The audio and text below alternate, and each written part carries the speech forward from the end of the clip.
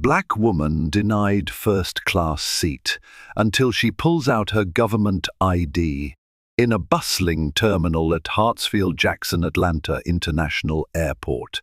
Tensions flare on a seemingly ordinary day. A poised black woman, dressed for a long-awaited first-class trip, hands over her boarding pass, but the gate agent frowns, claiming her seat is unavailable. Whispers ripple among passengers, assumptions swirl about who deserves to sit in the front of the plane. Unbeknownst to everyone watching, this traveler holds more than a premium ticket. She wields the power of a high-level government ID. What happens next will unravel the airline's secrets, topple a few egos, and prove once again that appearances aren't everything. Brace yourself. Karma is about to serve a lesson at 35,000 feet. A humid Georgia morning blanketed the highways leading to Hartsfield-Jackson Atlanta International Airport. Drivers jockeyed for position on I-85, weaving through the usual rush-hour congestion.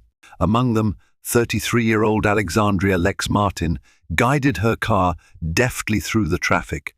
Glancing at the time on her dashboard, she was scheduled for a 10 a.m. FLIGHT to Washington, D.C., the next step in a series of crucial meetings that could reshape her future career. She'd scored a brand new position within a governmental agency, the specific details of which she rarely shared. She told close family she was simply moving up in the Department of Justice. That was partially true, but her official capacity was more clandestine than they realized. The position came with perks, including a travel allowance for first-class flights whenever she was on official business.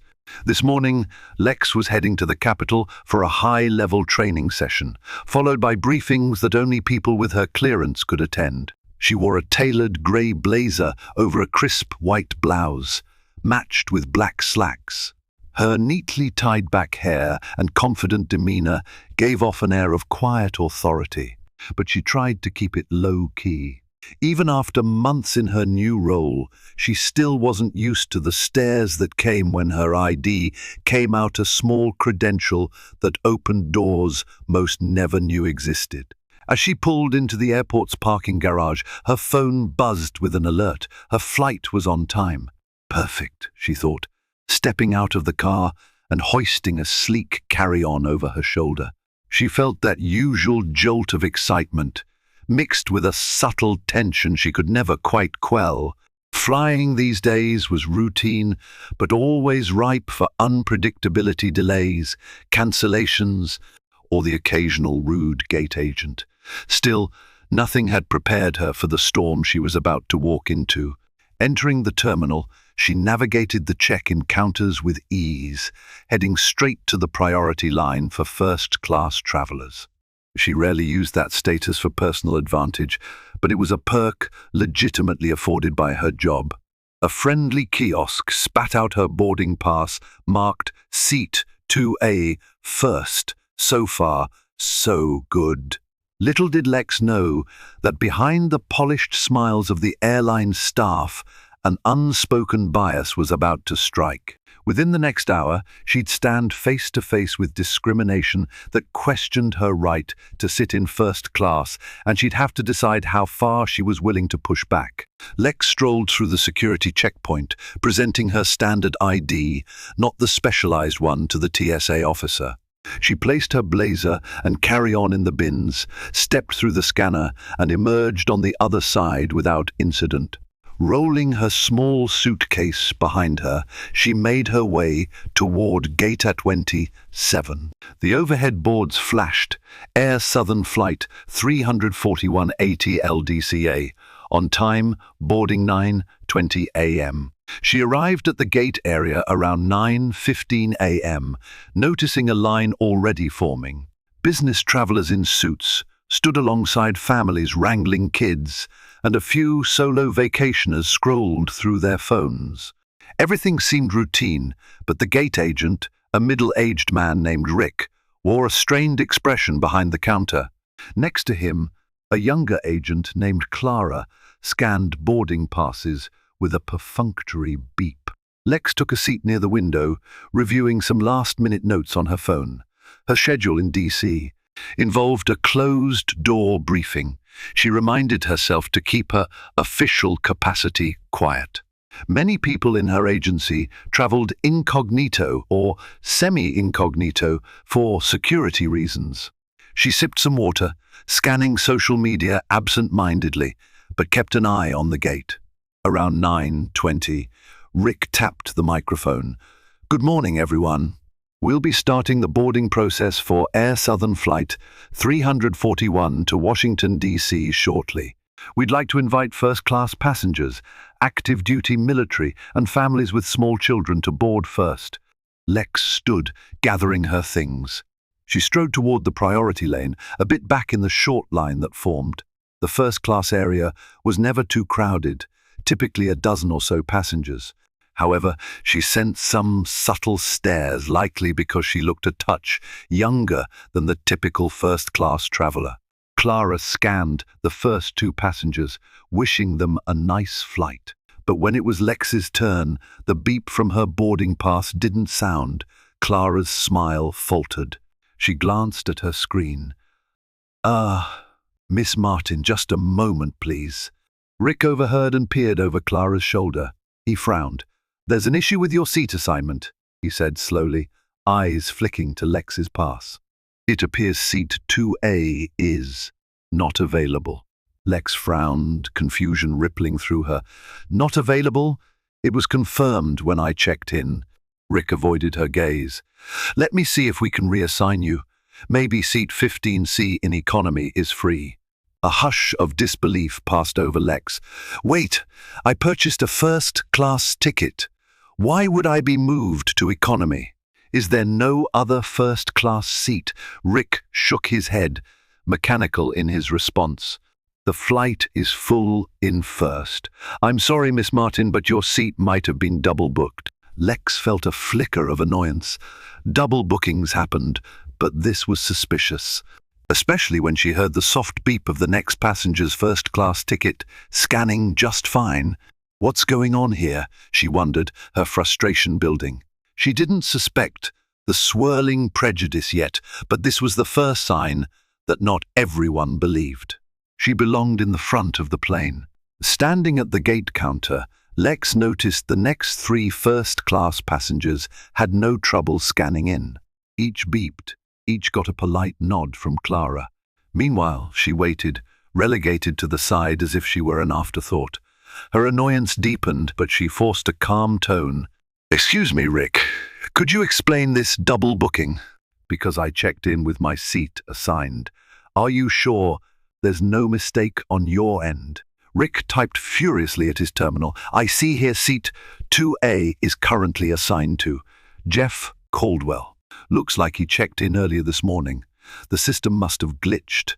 Clara, finishing with the next boarding pass, glanced over. "That's weird, Rick.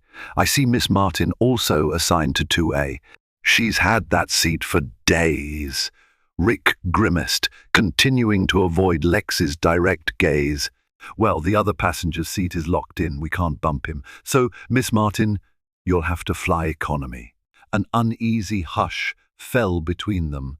Lex recognized the subtle undercurrents, Rick's body language, the refusal to meet her eyes, the speed with which he offered to downgrade her seat.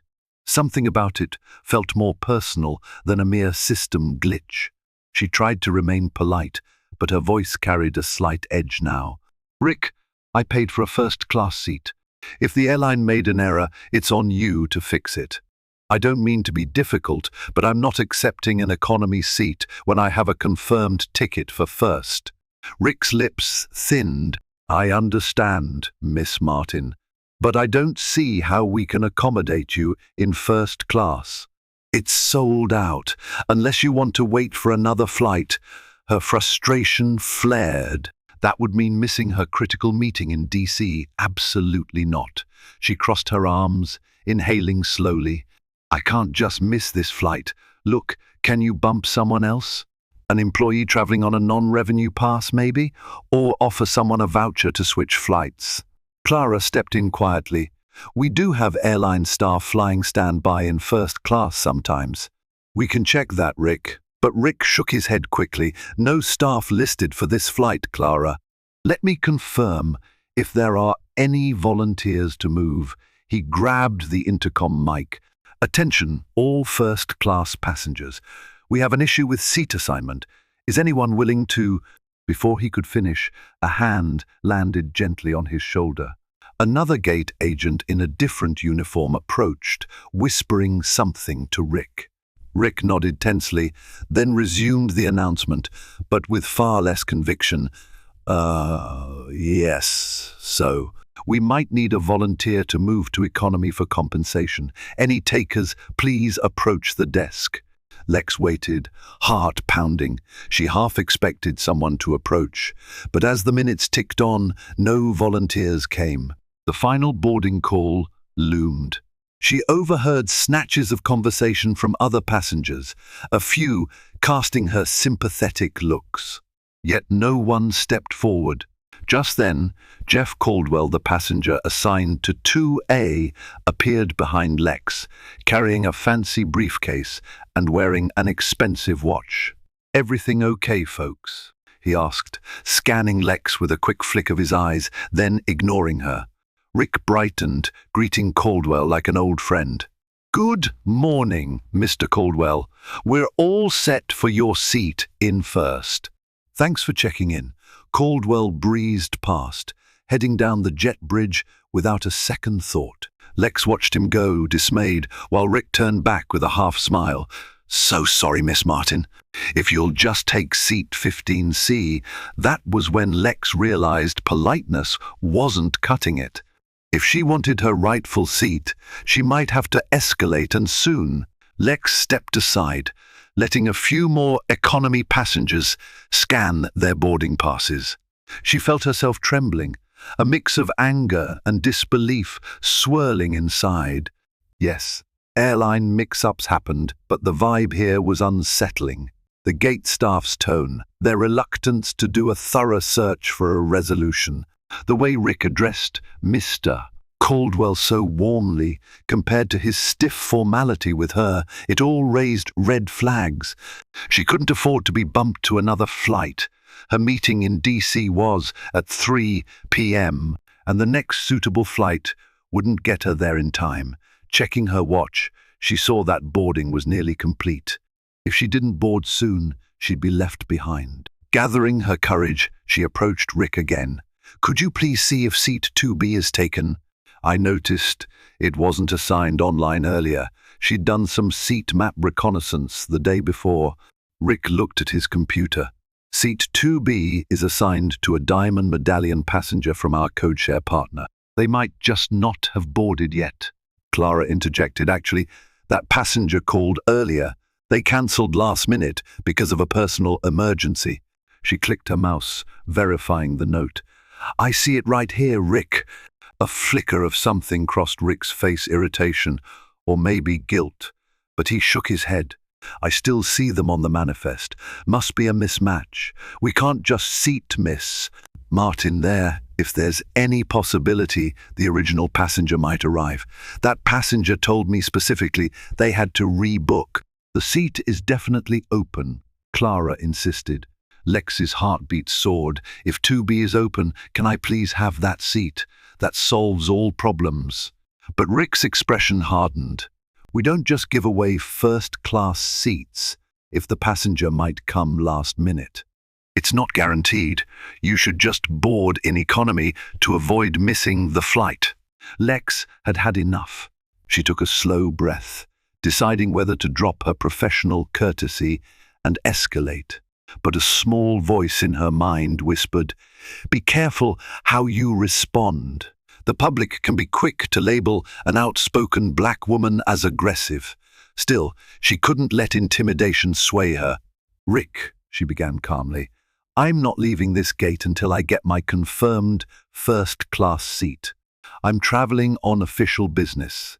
With a ticket I purchased. If I need to speak to a supervisor, I will." His eyes flicked to her. "Official business? So you're a politician or something?" We get lots of people claiming they have to sit in first. Lex forced a neutral expression. So that's what this is, a gate agent suspicious that I'm lying about my status. She pulled out her phone, half considering if she should show him her booking receipt or escalate further. A swirl of emotions flooded her: resentment, frustration, and a quiet determination. She'd spent months training for her role, earned the privilege of flying first for these mandated trips, and she was done being politely ignored. If Rick insisted on doubting her, she had a bigger card to play, her government ID. But unveiling that might set off a chain of events she could no longer control. Time ticked closer to the flight's scheduled departure. The trickle of remaining passengers in economy boarded, offering Lex sympathetic or curious glances as they passed. The overhead monitor flashed "Final boarding" in bold letters. Rick announced they'd be closing the gate soon. Lex refused to budge. She stood near the podium, heart thumping. If I don't board now, I'll miss my meeting. But if I board in economy, I relinquish my rightful seat. Her sense of injustice blazed. She also recognized that if she missed her official briefing in D.C., it could derail months of work. Rick glanced at her with visible annoyance. "Miss Martin, I'm sorry. We can't hold the flight for you. If you don't want 15C, we'll have to mark you as a no-show." She exhaled slowly, her mind racing. A passenger near the window seats called out, "Is there a problem with the flight? She's been waiting forever." Lex felt her cheeks burn as all eyes fell on her. It was do or die time. She considered pulling out her specialized ID, an official credential from the Department of Justice that granted her certain clearances. But that ID was meant to be shown discreetly, typically in secured areas, or when verifying her high-level clearance. Flashing it publicly could raise security questions or blow her cover. Yet what else can I do? Unable to see any other option, Lex mentally prepared herself. She walked up to the podium, leaning in so her voice wouldn't carry. "Rick, I'm not just any traveler. I have official duties in Washington. I have a first-class ticket. I'd like to show you something that might clarify the seriousness of my request." Rick frowned. "What are you talking about?" She drew out a slim card holder from her blazer pocket, carefully flipping it open to reveal an ID with a federal seal. It didn't scream top secret agent, but the name of her specific division was stamped there, along with a photo of her, the official seal, and authorization codes. That should be enough to show him I'm not faking this, she thought. His reaction was immediate, surprise, then wariness. He read the text. "Department of Justice. Are you law enforcement?" She snapped the holder shut, slipping it away. "All you need to know is that I'm on government travel. My seat assignment is legitimate. I have a critical meeting I cannot miss." Rick looked flustered. "Ma'am, I didn't realize. Why didn't you say so earlier?" Lex felt a surge of anger. "I shouldn't have to brandish my credentials to get the seat I paid for." Instead of voicing that, she said calmly, "So can I board first class now or not?" Rick's eyes flicked to the flight status screen. Less than 5 minutes until gate closure. Let me see what I can do." At last, an opening, but the question remained, would he truly honor her ticket? Or had her bold move only complicated things further? Lex stepped onto the aircraft with her heart still pounding from the confrontation at the gate. The tension in the air felt palpable to her, though most passengers in first class seemed relaxed in their plush seats, sipping pre-departure beverages or scrolling through their phones. Unlike them, she had just fought tooth and nail for the seat, printed on her boarding pass, now seat 2B, when the gate agents tried to banish her to economy on a flimsy double-booking excuse. She paused in the aisle, scanning row numbers until she reached the second row. A man in seat 2A was already settled, an older, well-dressed gentleman with silver-streaked hair. His monogrammed briefcase peeked out from under the seat in front of him. Lex recognized him from the gate area, Jeff Caldwell, the passenger whose name had been invoked when they claimed seat 2A was taken. It crossed her mind that maybe he was part of the fiasco, but she couldn't say for sure. As she stowed her carry-on overhead, Caldwell glanced up, giving her a cursory once-over before returning to the document he was reading. She silently slid into 2B, fastening her seat belt and exhaling in relief. At least I made it on board, she told herself, forcing her pulse to slow. Her job required her to be calm under pressure, yet the swirl of indignation lingered. Why did they treat me like a trespasser? Shortly after, a flight attendant came by, offering a tray of welcome drinks, orange juice or champagne. Lex declined, her stomach still knotted from the stress. Caldwell took a champagne flute, sipping it while flicking the corner of his paper with a faint air of entitlement. While the plane prepared for departure, a second flight attendant, tall and slim, with a name tag reading Gabriel, moved down the aisle, double-checking seat assignments on a handheld device. Lex watched warily. No other passenger garnered more than a quick glance, but when he reached 2B, he paused, eyebrows knitting. "You must be Miss Martin," he said, scanning her seat number. "Everything okay? We had a note at the gate about your last-minute seat change." Lex felt her anger flicker again. "They call it a last-minute seat change. I had this seat on my ticket all along." She nodded tersely. "Yes, I'm all set now." He hovered a second longer than necessary, as if weighing whether to ask for more details. Then, apparently deciding against it, Gabriel moved on. Lex exhaled.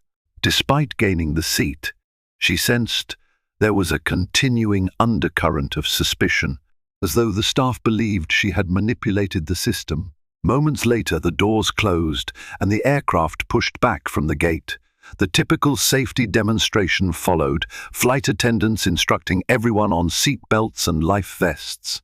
Lex forced herself to pay attention, even though her mind raced with what had transpired. What if I hadn't pulled out my government ID? Would they have forced me to miss my flight entirely? Takeoff proved smooth, the engines roaring as the plane ascended into the Atlanta skyline. Lex pressed her head back against the seat, letting the surge of altitude wash over her. She'd always found flying exhilarating, an escape from daily routines, but today that sense of freedom felt overshadowed by the morning's indignities. Once cruising altitude was reached and the seatbelt sign dinged off, a flurry of activity began. Flight attendants scurried to ready the cabin for in-flight service, stowing the safety video equipment and preparing beverage carts. Caldwell lowered his tray table, apparently anticipating the drinks and snacks. Lex, however, kept her tray folded, uncertain how engaged she wanted to be in the standard first-class pampering. She was still on edge, uncertain if yet another staff member might question her presence. Before long, a friendly-looking flight attendant, an older woman named Sandy, arrived to offer the first-class passengers their choice of drinks. She greeted Caldwell politely, then turned to Lex with a smile. "Welcome aboard, Miss Martin. May I get you anything? Water? Coffee? Something stronger?" Lex appreciated her courtesy. "Water would be great." "Thank you." Sandy set a glass of chilled water on Lex's tray table and moved on. At least one normal interaction, Lex thought. She took a sip, letting the cool liquid calm her frazzled nerves. However, just as she began to hope the rest of the flight might pass without further incident, Gabriel re-emerged.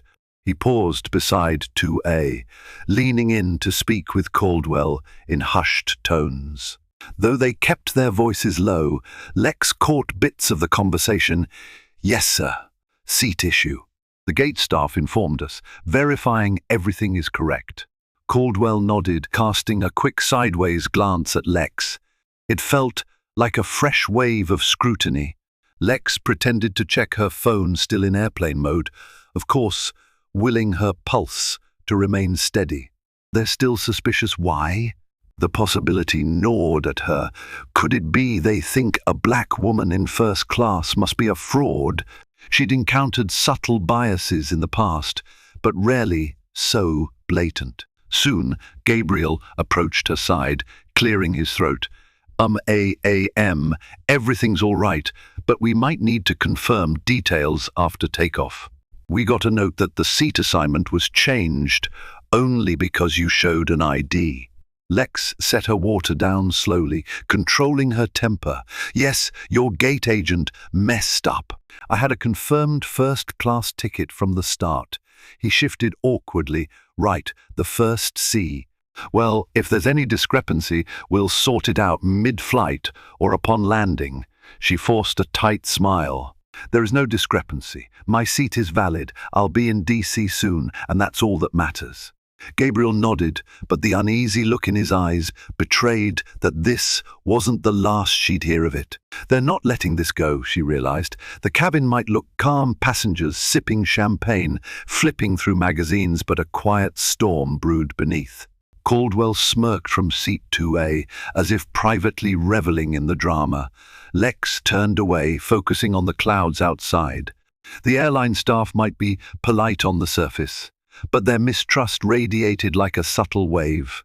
She braced herself for the rest of the flight, suspecting that the real confrontation was yet to come when she'd have to prove, once again, that she wasn't a con artist sneaking into first class, but a legitimate government employee with every right to be there. Still, as the plane sailed on, she vowed she'd handle it. She'd faced tougher adversity in her line of work. If they wanted to question her seat or her ID again, she'd answer with the truth and ensure that those who doubted her learned a lesson about underestimating people based on preconceived notions. The hush of the engines lulled the cabin, but for Lex, the turbulence was far from over. The plane soared into a brilliant morning sky, the engine's hum vibrating through the first-class cabin. Normally, Lex loved this part of flying, watching the city shrink below and feeling the gentle press of acceleration. But today, frustration clung to her like static. She tried to shake it off, reminding herself that she had bigger tasks ahead in DC. When the seatbelt sign dinged off, 2 flight attendants moved through the aisle, handing out hot towels. Mr. Caldwell, in seat 2A, accepted one with a curt nod. Lex politely declined, preferring to gather her thoughts. She half expected the attendant to ignore her altogether, but the woman gave a neutral smile and moved on. No sooner had the towels been collected than a third flight attendant, a tall, stern-looking man named Gabriel, appeared. He paused by Lex's seat, scanning a list on his handheld device. Miss Martin, correct? Lex's stomach dropped a bit. She nodded. Here we go again?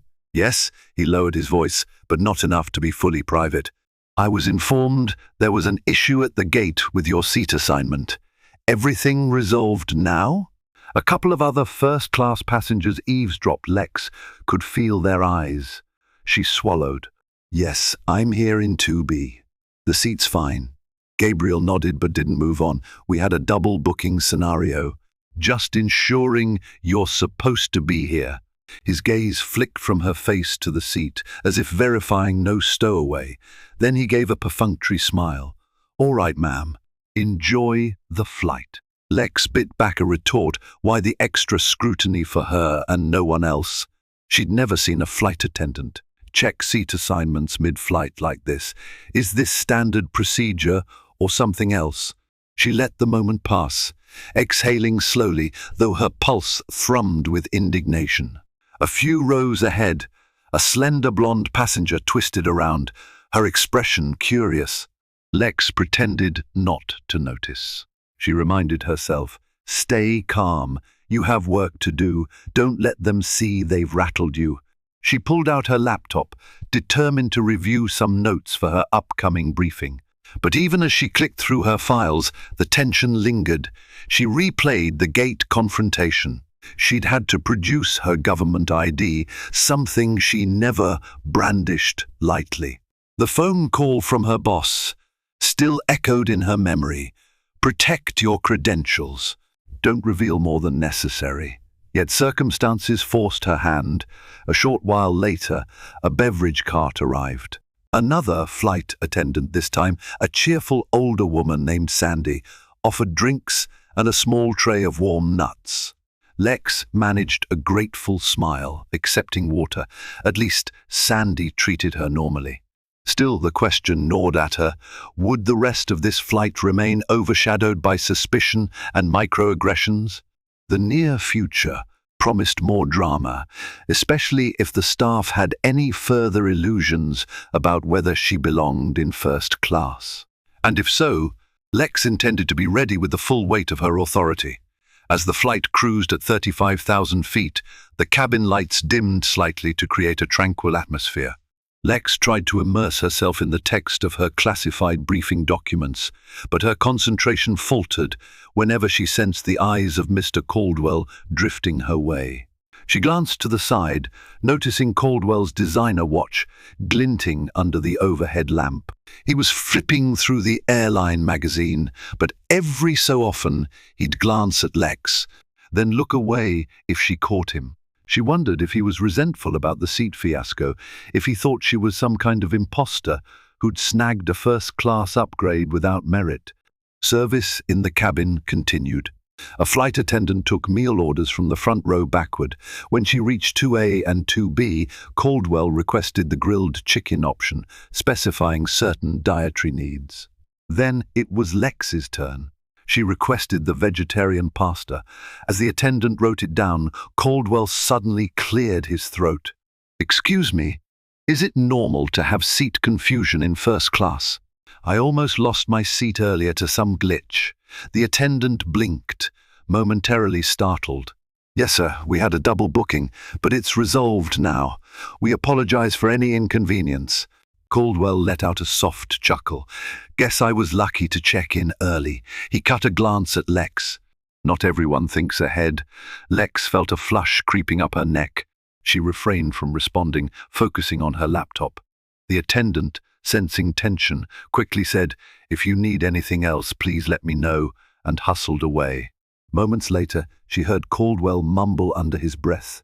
"Government ID, sure, just loud enough for her to catch." A pang of anger rippled through her. "He's openly questioning the validity of my credentials now." She considered ignoring him. Escalating a spat mid-flight wouldn't solve anything. But frustration mounted. She inhaled, recalling her training in conflict de-escalation. Don't take the bait unless necessary. Instead, she tapped away at her laptop, determined to project calm. "Mr." Caldwell eventually returned to his magazine, but the atmosphere remained thick with unspoken tension. Lex's mind churned. People always say first class is more comfortable, more civilized. If only they knew the hostility hiding behind polite smiles. Yet she couldn't let that overshadow her mission. She needed to arrive in DC composed, ready to tackle the briefings. So she forced herself to tune out Caldwell's sideways glances, focusing on her documents. She'd handle the airline staff and their possible prejudices once the flight ended. Still, an unsettled feeling told her that the confrontation at the gate might be just the start. If Caldwell or the flight crew continued to question her legitimacy, how much more trouble could they cause before landing? She resolved to keep her cool, but also to stand firm if pushed further. Around halfway into the flight, the captain announced moderate turbulence ahead, instructing passengers to remain seated with seat belts fastened. The flight attendants hurried to secure the cabin, collecting half-finished drinks and meal trays. Lex felt the plane lurch gently, a reminder of how fragile control can be at cruising altitude. She braced herself, laptop closed, eyes drifting shut to quell a wave of nausea. Turbulence rarely bothered her, but tension on top of a rocky ride was enough to unsettle anyone. The overhead bins rattled, and the seatbelt sign glowed. In the swirl of mild turbulence, the flight attendants strapped into their jump seats. Mr. Caldwell grunted, adjusting his seatbelt. He shot Lex another unkind look, as if the rough air was somehow her fault. She fought an urge to roll her eyes. Suddenly, a jolt of heavier turbulence rocked the cabin. Passengers gasped, and a child shrieked in the rows behind. Lex's heart leapt, but she steadied herself, reminding herself that planes are designed to handle far worse. For a few tense minutes, the plane rattled and shook. Then, just as quickly, calm returned. Exhaling in relief, Lex noticed a flight attendant, Gabriel, the tall one who'd questioned her earlier unbuckling from the jump seat. He spoke quickly into a handset, presumably updating the cockpit that first class was secure. Then he approached row 2, leaning over Caldwell's seat. "Mr. Caldwell, everything all right?" Gabriel asked, voice low but audible to Lex. Caldwell nodded. "Fine. Didn't spill my coffee at least." He hesitated, then nodded toward Lex. "What about her?"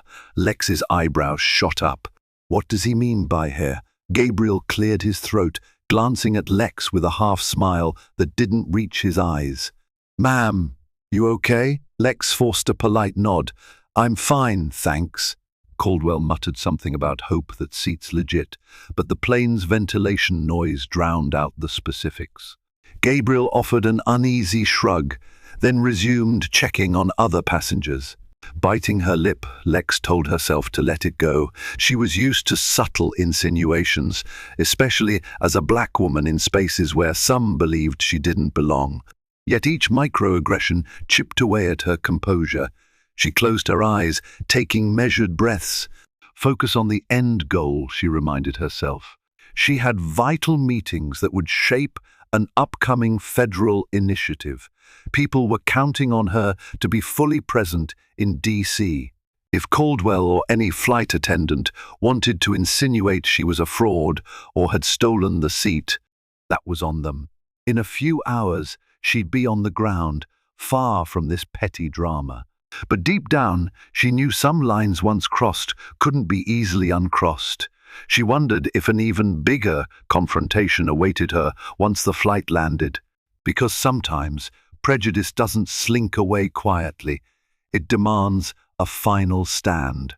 As the turbulence subsided, the flight attendants resumed service.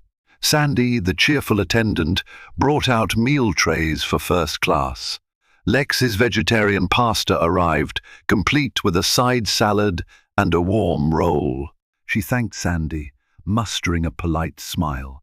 Caldwell's chicken dish appeared next, and he made a point of checking every detail, asking for extra dressing and an additional roll. With a silent sigh, Lex began eating. At least the food was decent, a small consolation. But halfway through the meal, the hush in the cabin broke when Caldwell spoke up, directly addressing Lex for the first time. "Ma'am," he said, forcing civility, "I'm curious. You said you're on government business?" "That's quite a claim. Mind if I ask which agency?" His tone dripped with condescension, as though he expected her to fail the question. Lex swallowed her annoyance. "I work under the Department of Justice," she said simply, not volunteering specifics. Caldwell raised an eyebrow. The DOJ, huh? That's interesting. I meet a lot of federal employees in first class, but usually they travel with bigger budgets." "You sure you're not using some friend's buddy pass or something?" Lex's chest tightened. "No. I'm quite certain," she replied, voice measured. The old adage, "never feed the trolls," flashed in her mind. This man was spoiling for a fight. Before she could say more, Gabriel reappeared at Caldwell's side, ready to clear trays. Caldwell seized the moment. "I was just telling Miss Martin here that it's unusual for someone like her to pop up last minute in first class."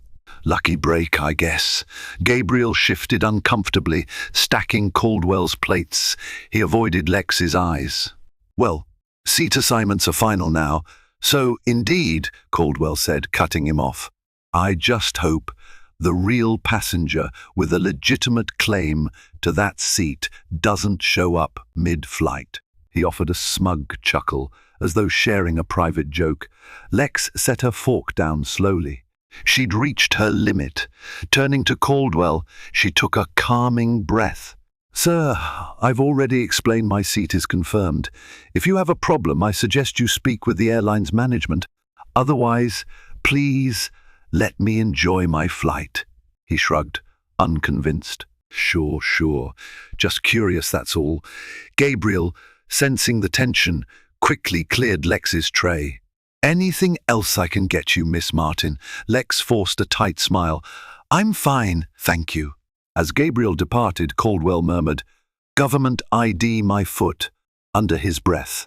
Lex stiffened, ignoring him. She'd done her best to remain composed, but anger roiled in her stomach. She vowed that once they landed, she'd not only file a formal complaint against the gate agent, but also ensure that if Caldwell or any staff tried to question her validity again, they'd be put in their place. Little did she know the final blow-up was coming sooner than she expected, right before the plane touched down, in a confrontation that would drag her credentials into the spotlight for all to see. The flight neared its final descent, the cabin lights brightening as attendants prepared for landing. Lex stored her laptop and fastened her seatbelt, eager to be on the ground. She hoped to exit quickly, catch a cab, and head straight to her meeting. Suddenly, the PA crackled. "Ladies and gentlemen, this is Captain Reed from the flight deck. We'll be landing in Washington, D.C. in about 20 minutes. Please remain seated with your seatbelts fastened until the seatbelt sign is turned off. Thank you." Across the aisle, Caldwell gathered his belongings, clearly prepping to disembark swiftly. Lex double-checked her phone, ensuring it was in airplane mode. The tension from earlier still hung in the air like stale cologne. Just then, Gabriel approached row 2, kneeling beside Caldwell's seat. He spoke in hushed tones, but Lex overheard bits. "Yes, sir. Pass her ID around," management said. "Verify upon landing." Something about it made Lex's stomach lurch. "Are they planning to verify my ID again?" Caldwell nodded vigorously, pointing at Lex as if she weren't right there. Gabriel turned to her. "Miss Martin, I'm sorry, but we have a procedure to follow. We received word from the gate staff that your seat assignment might require further verification upon landing.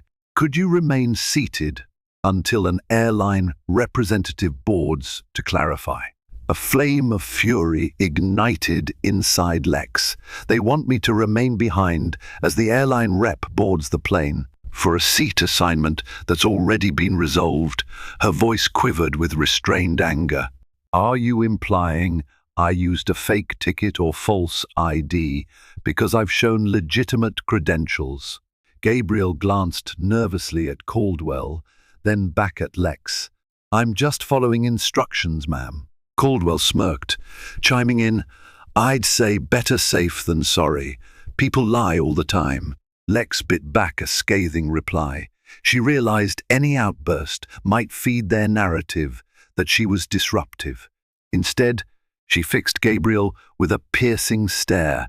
"I have no intention of missing my next appointment. If your airline rep wants to speak to me, they can do it on the jet bridge or inside the terminal. I won't hamper deplaning." Gabriel hesitated as if uncertain how to proceed. "Well, I was told," Lex interrupted softly but firmly, "I'm a federal employee on official travel. I don't need special treatment, but I also won't be singled out as a suspect. Let your rep come to me in the terminal. If they still have doubts, they can contact my agency. Understood?" At that moment, the plane jolted slightly, wheels lowering for landing.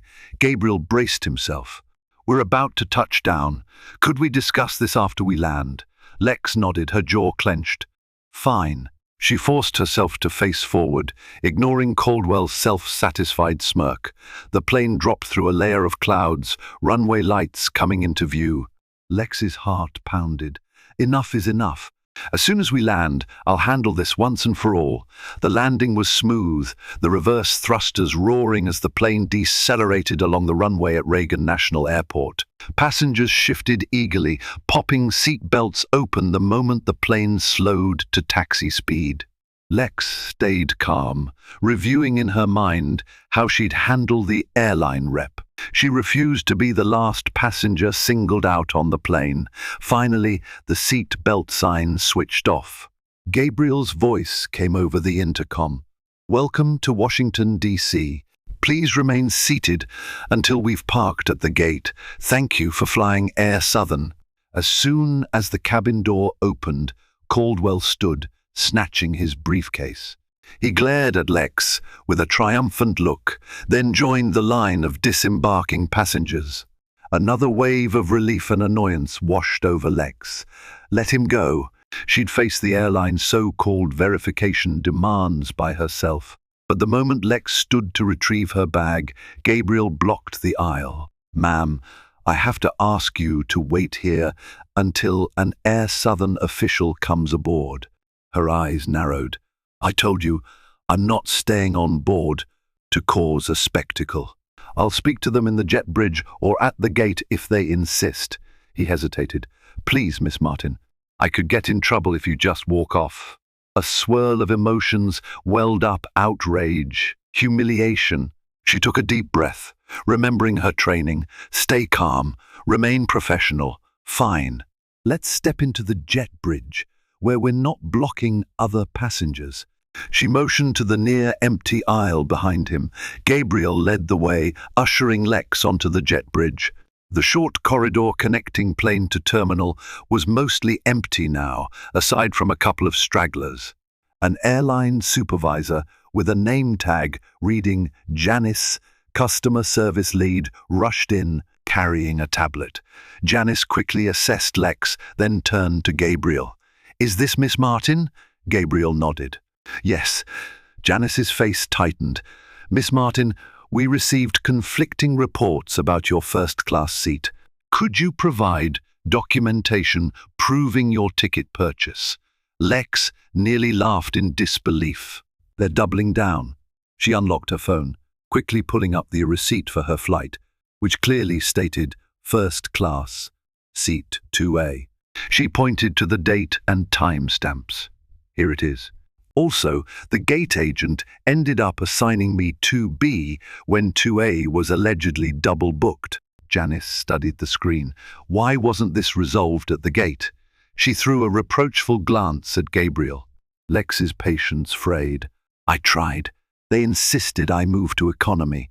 I had to show my government ID to get them to fix their error." Janice's eyes widened. "Government ID? Let me see that, please."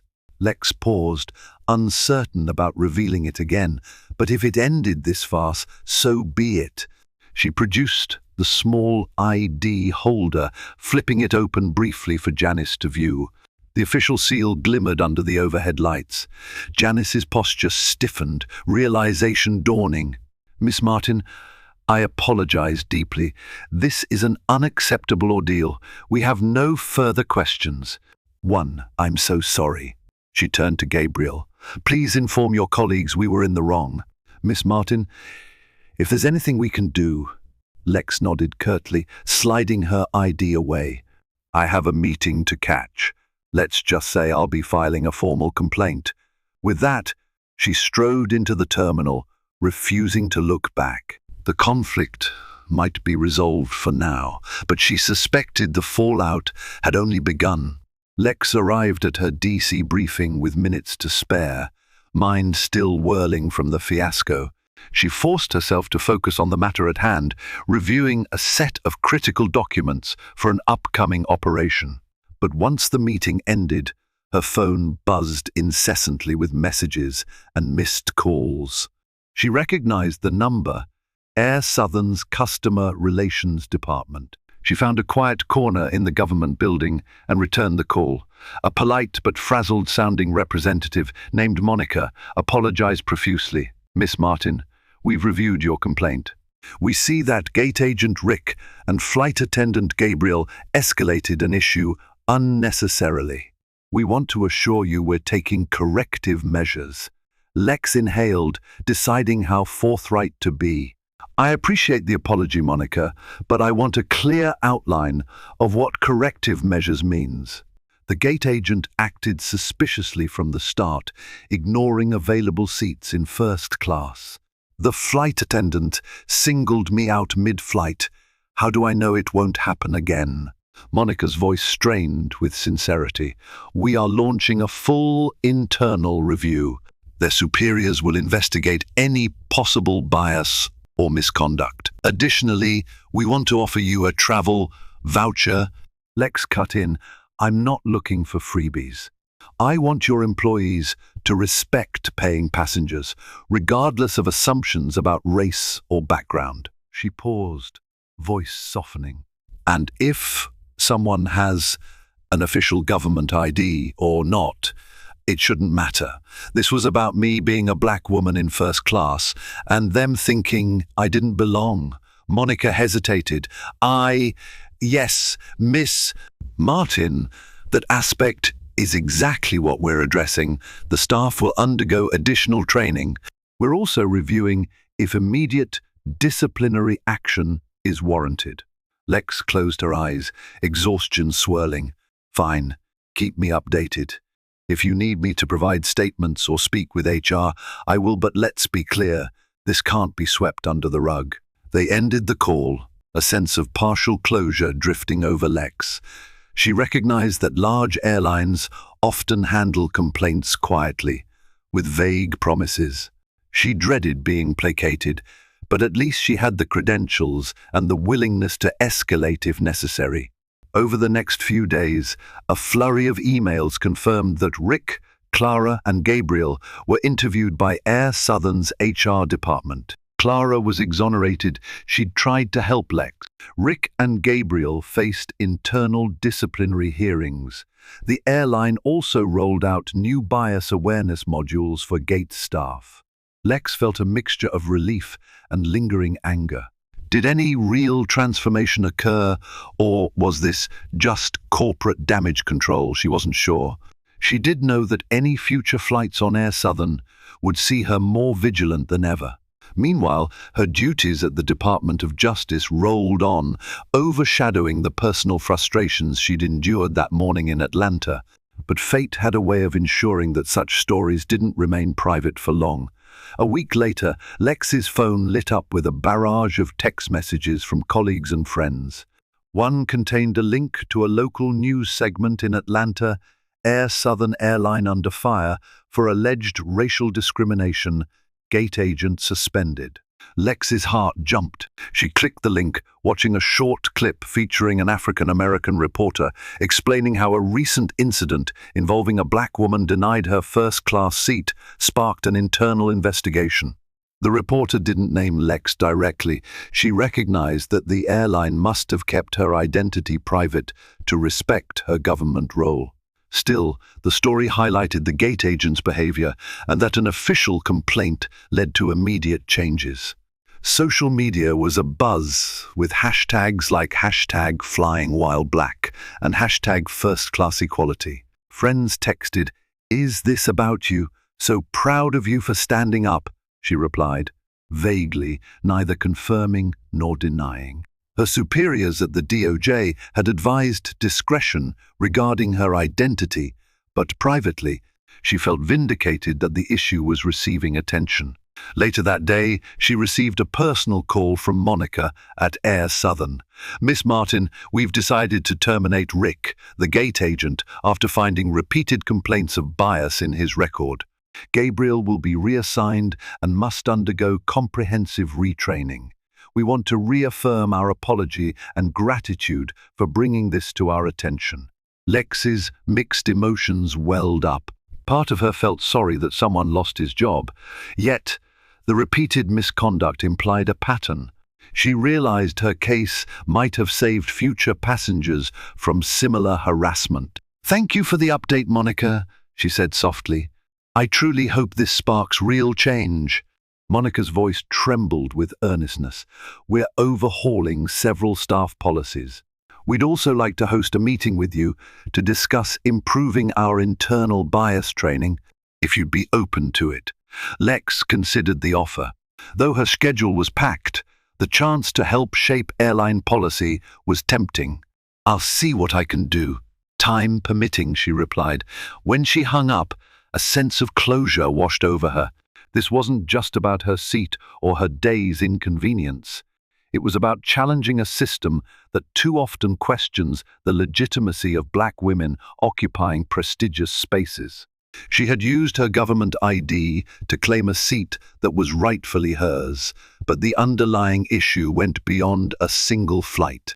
In the weeks that followed, Lex juggled her intense workload in DC and found time to quietly advise Air Southern on inclusive training programs.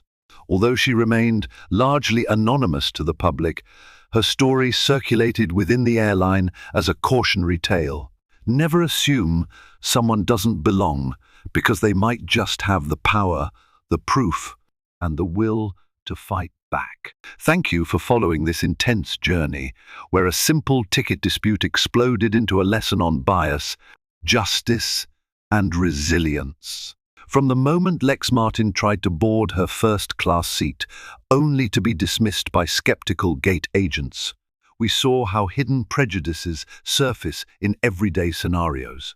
Yet in her determination, Lex showcased that you can confront injustice without losing your composure or your dignity. If her story resonated with you, please remember to click that like button, share it with friends who believe in challenging unfair treatment, and subscribe to this channel for more stories that illuminate real societal pitfalls. Your engagement helps us keep these narratives alive, reminding everyone that sometimes a single ID card or a single act of standing up can unravel systemic prejudice. Thank you for watching, and never forget, each small victory against bias can pave the way for a more inclusive future.